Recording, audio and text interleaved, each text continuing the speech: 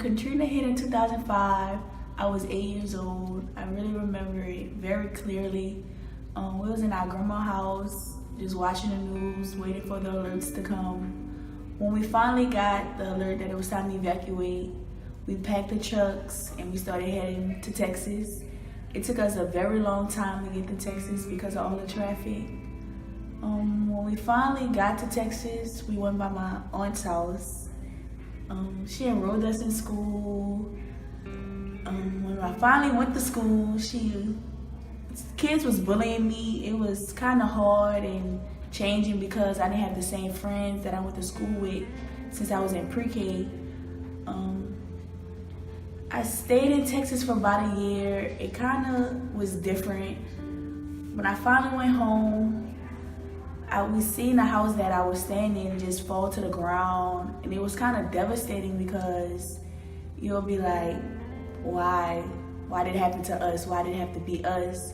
But as the city became more bigger and after the storm, we became more as one, and it became more of a home, and it became everyone who's from New Orleans way stronger than what they are. And I just love New Orleans. I love that I'm from New Orleans. I love everybody in New Orleans. I just love the city.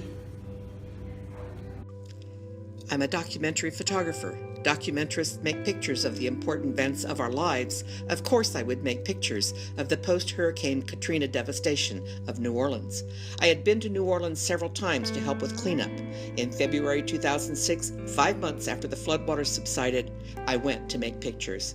But I kept nothing from that first attempt. The pictures of a doll face down in the mud, a child's flip-flop stranded high on a chain-link fence seemed to be more of what news media had already shown us.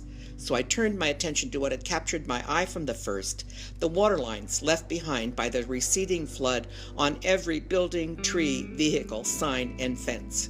In this neighborhood, the water line was at the edge of the roof. In another, just a few inches above the floor, but it was everywhere, and told a story that was not being told, a story of the special devastation of water that comes and stays.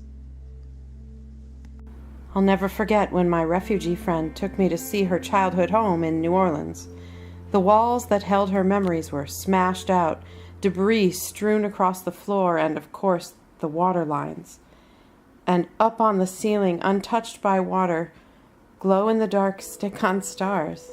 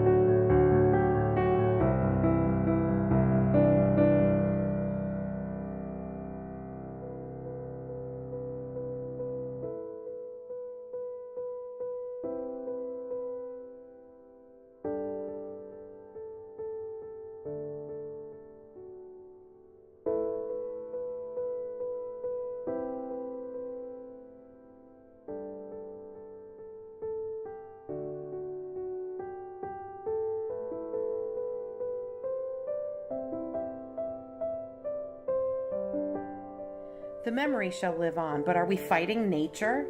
Man does not win. These pictures prove it.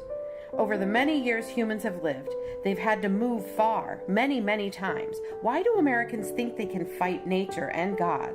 These pictures show nature is the #1 power. Let's move on and stop trying to build city after city below sea level. Doing this will only create more heartache when this inevitably happens again. Let's spend money on national security instead.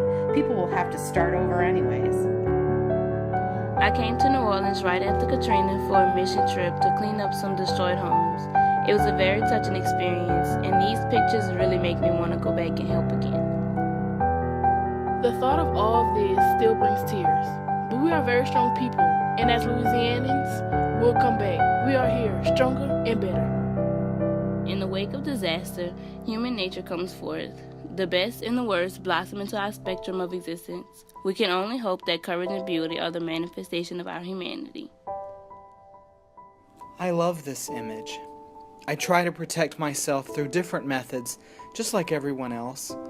And invariably, just like this image, the threat, the danger, the things that I fear find their way through. Beautiful. Thought-provoking. Thanks for bringing this exhibit to being.